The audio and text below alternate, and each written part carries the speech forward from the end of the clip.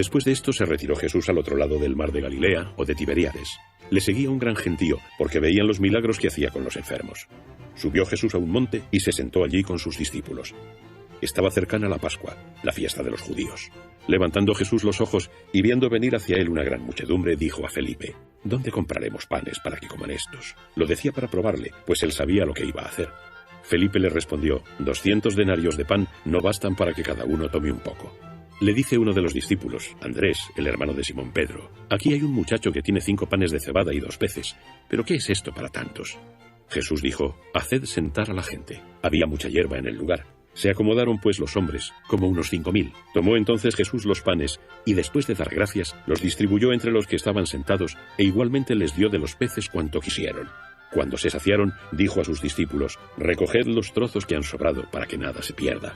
Los recogieron, y con los trozos de los 5 panes de cebada que sobraron a los que habían comido, llenaron 12 cestos. David era de Betsaida. Ayudaba a su padre en el campo. Se enteró de que Jesús había llegado a la región. Jesús, el maestro de Galilea, famoso por su doctrina y milagros, y quería conocerlo. Para ausentarse del trabajo pidió permiso a su padre. Y su madre, como buena madre, le preparó algunos panes y peces para comer esos días. Al llegar a donde estaba Jesús, encontró allí 5000 hombres, sin contar mujeres y niños. Durante muchas horas, el Señor habló del reino de Dios con imágenes y parábolas para la gente sencilla. Quienes lo escuchaban se olvidaron hasta de comer. Y entonces los discípulos dijeron a Jesús: despídelos, que vayan a las aldeas para comprar algo de comer. Pero el Señor, que se había puesto a enseñarles porque estaban como ovejas que no tienen pastor, no quiso despedirlos, y dijo a sus discípulos: dadles vosotros de comer. Los discípulos se apuraron, porque hacían cálculos y con 200 denarios de pan, esto es, el jornal de 200 días de trabajo de un obrero, apenas comería un poco cada uno. Y el Señor, que sabía bien lo que iba a hacer, se sonreía ante esos apuros. Andrés, el hermano de Simón Pedro, descubrió que David llevaba alimento, y se lo pidió. David, después de dudar un poco, abrió su zurrón, y le entregó 5 panes y 2 peces. Andrés le dijo al Señor: aquí hay un muchacho que tiene 5 panes de cebada y 2 peces, pero ¿qué es esto para tantos? Hacedlos sentar en grupos de unos 50, dijo Jesús. Y se sentaron. Había mucha hierba en aquel lugar. Sería primavera. El Señor bendijo los panes y los peces y dio gracias. Sus discípulos empezaron a distribuirlos y, asombrados, veían que no se acababan. Comieron todos hasta saciarse. 5000 hombres sin contar mujeres y niños. Y a continuación recogieron las sobras, 12 cestos llenos.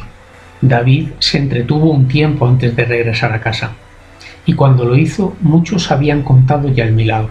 Por eso, la madre de David no paraba de besar a su hijo mientras decía: lo ha hecho con los panes y peces que yo te había preparado. ¡Qué alegría!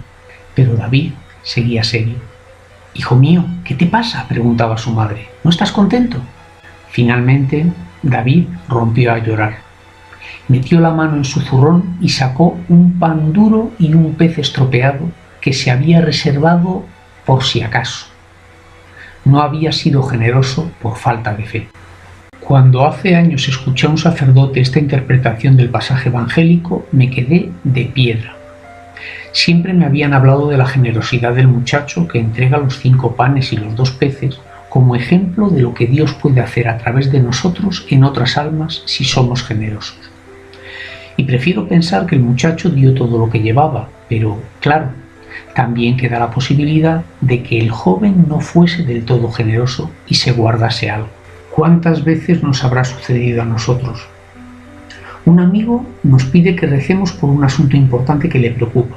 Le decimos que sí, que lo haremos, pero pensamos que eso requiere un milagro y nos falta fe para pedir milagros, así que muy pronto lo olvidamos. Pero el milagro se realiza y nosotros sentimos vergüenza, más aún cuando el amigo se acerca para agradecer nuestra oración. Se ha hecho el milagro, sí, pero no en nuestra alma. Otras veces nos piden ayuda para solucionar un problema y por falta de atención se nos olvida. Poco después nos dicen que dejemos de preocuparnos porque se ha solucionado todo y nos avergonzamos porque lo habíamos olvidado hace tiempo. Y en ocasiones Cuando el Señor se lleva a alguien cercano, descubrimos que no hemos sido generosos cuando esa persona vivía junto a nosotros. Tampoco debemos olvidar que Dios es nuestro Padre, que nos quiere con locura y que, por eso, cuando nos pide algo, siempre se ocupa de nuestras necesidades. Sin embargo, a veces nos falta confianza y, por si acaso, nos reservamos cosas cuando descubrimos en la oración que Él nos pide más, o que nos pide todo. Qué vergüenza al comprobar que Él paga con sobreabundancia nuestra pobre tacañería. Y claro, si no cambiamos, esa tacañería nos impedirá disfrutar del 100 por 1 que Dios promete a quienes se le entregan generosamente. Porque esto es lo que hay.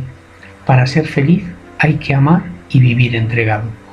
Y para ser plenamente feliz no hay otro camino que vivir esta vida plenamente entregado.